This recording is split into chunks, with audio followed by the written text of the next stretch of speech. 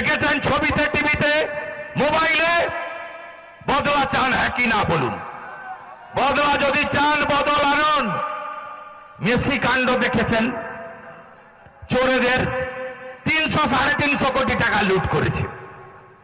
22,000 টিকিটের শতদ্রুর কাছ থেকে অরূপ সুজিত নিয়েছে। মেসিকে নক্ষত্র, খেলার মাঠ, রাজনীতির বাইরে। হায়দ্রাবাদে অন্ধ্র তেলেঙ্গানার মুখ্যমন্ত্রী পারে, কারণ সেখানে মমতা নেই। মুম্বাই পারে, সেখানে দেবেন্দ্র ফডনবিস আছে, মমতা অরূপ নেই। দিল্লি পারে, সেখানে রেখা গুপ্তাজিরা আছে, সেখানে মমতা নেই। আজকে বাংলা বাঙালির লজ্জা। মেসিকে নিয়ে এসে কি বলাতে গেছিল মমতা ব্যানার্জি? বলাতে গেছিল খেলা হবে, উল্টো খেলা হয়ে গেছে। উপরে ভগবান, ভগবানের মার। আরজি করে অবার বাবা মা কাঁদছে, তারা বলছে বিচার চাই।